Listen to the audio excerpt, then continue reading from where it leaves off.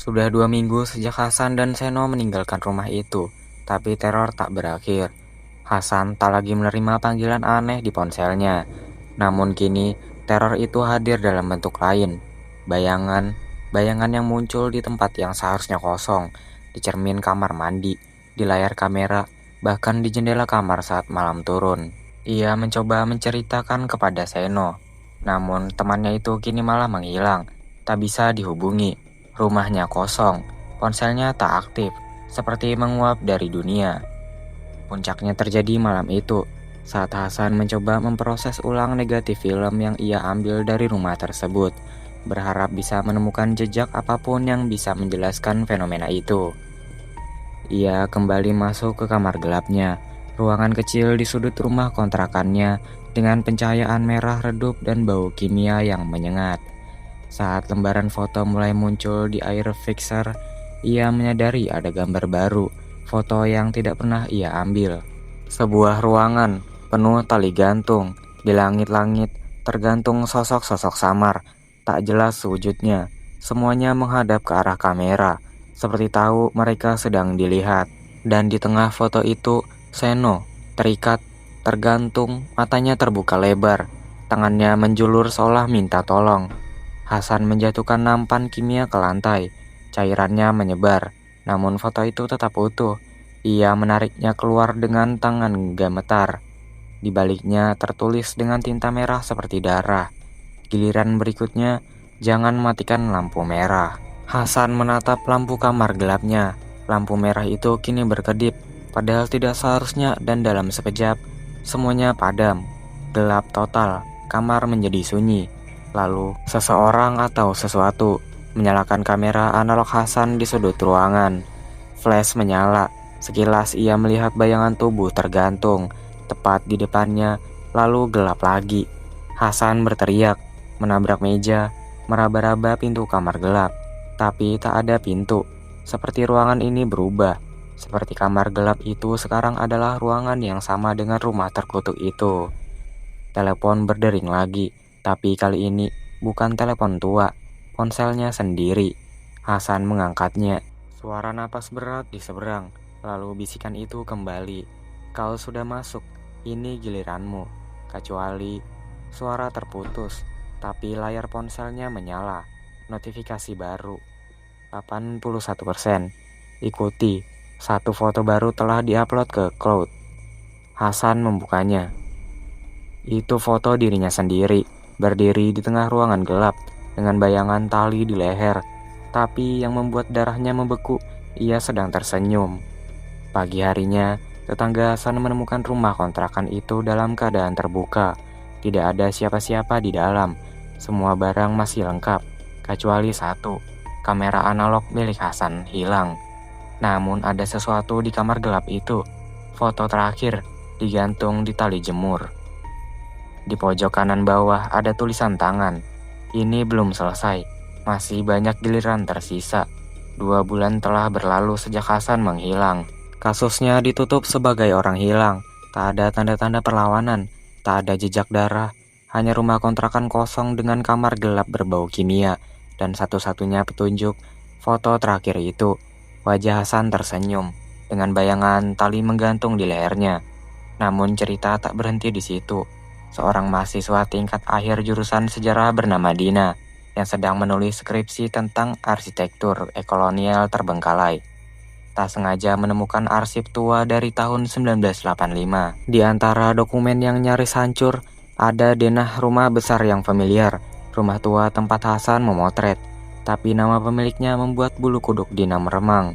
Dr. Hendrawan Subrata, psikiater, eksperimental, pendiri klinik kejiwaan pemulihan diri. Dina menelusuri nama itu lebih dalam dan menemukan artikel koran kuno berjudul 12 pasien gantung diri bersamaan dengan klinik Subrata. Misteri telepon tak pernah terjawab. Artikel itu menggambarkan tragedi yang dulu ditutup-tutupi. 12 pasien dengan gangguan kejiwaan ringan ditemukan menggantung serentak di satu ruangan tertutup dalam klinik itu. Ruangan tanpa jendela, hanya ada bangku dan telepon gantung di tengah.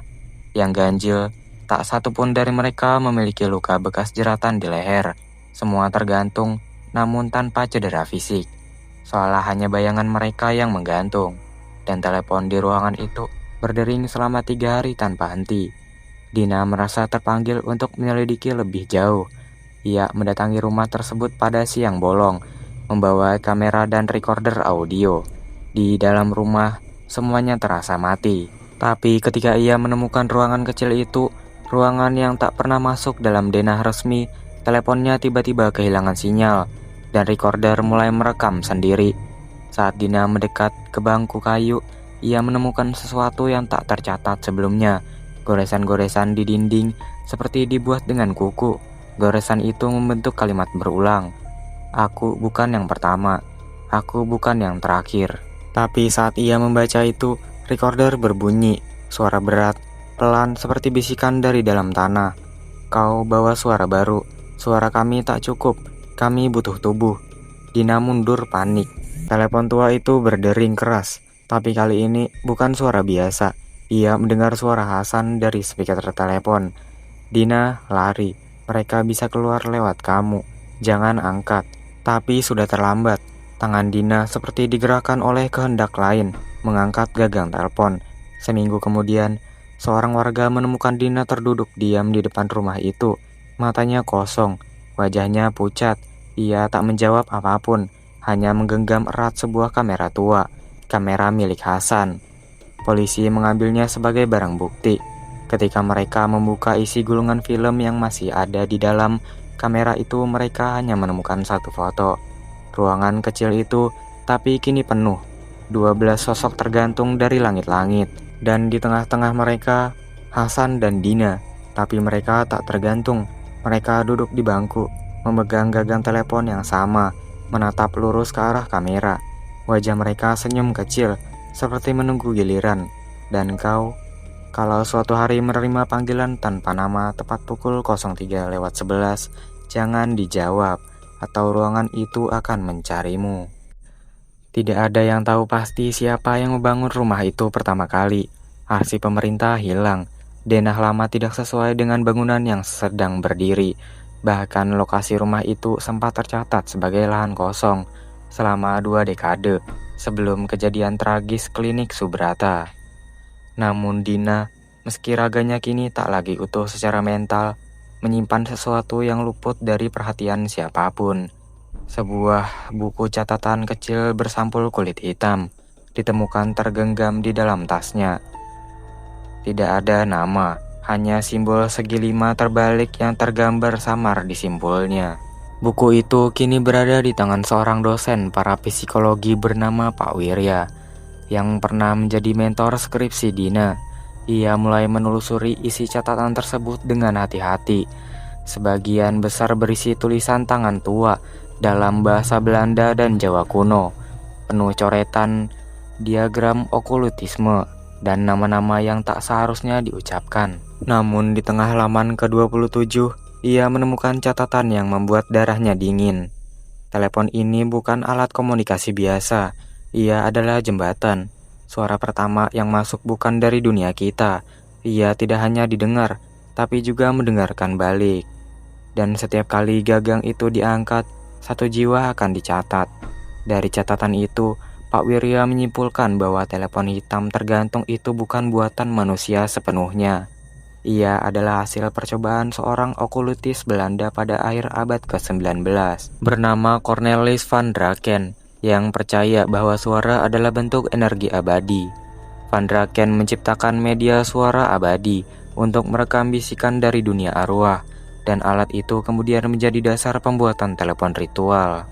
Menurut rumor gelap yang beredar di kalangan pemburu artefak supranatural, telepon itu hanya muncul di tempat yang pernah digunakan untuk pengorbanan jiwa. Ia bisa berpindah dari satu bangunan ke bangunan lain, tapi hanya jika seseorang yang terikat dengannya menjawab panggilan dari sisi lain.